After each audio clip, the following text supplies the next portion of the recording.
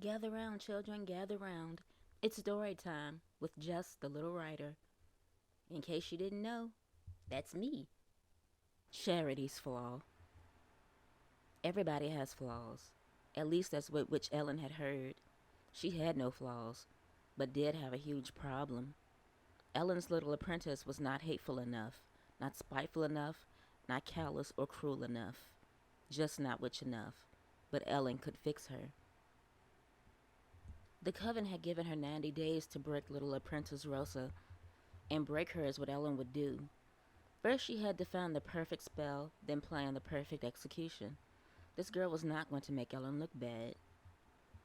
Ellen found it in one of her oldest books, a strengthening spell that required 100 robust souls.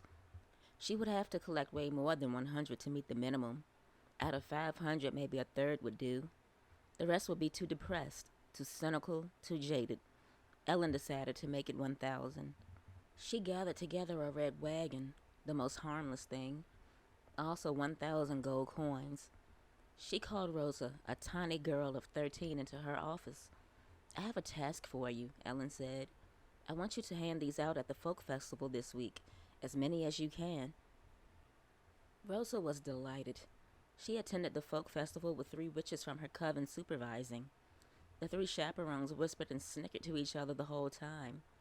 They were just too amused watching this sweet, kind-hearted girl play a role in mass murder. They giggled and pointed every time a coin was accepted. Rosa approached a young boy around her age. Take one of these, she said, for good luck.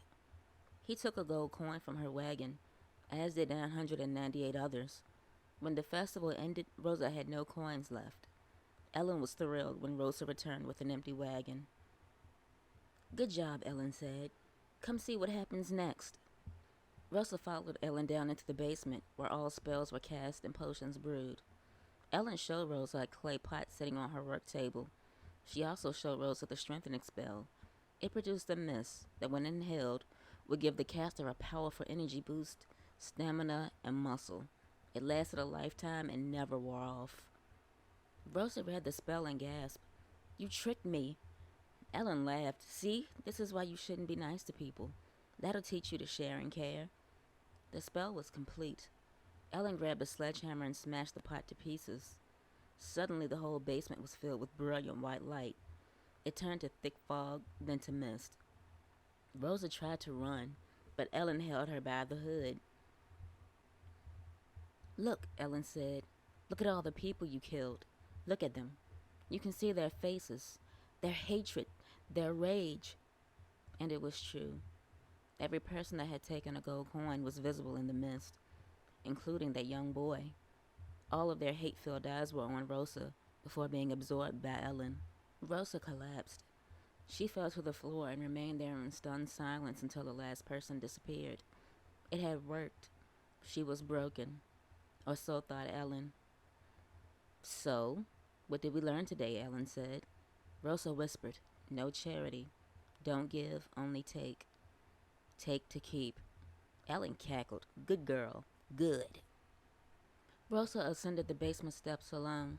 She reached into her robe pocket and felt around for a gold coin. Once on the main level, she locked the door. From her pants pocket, she pulled out a tiny, handwritten book of spells. Rosa muttered an incantation under her breath with one hand on the door.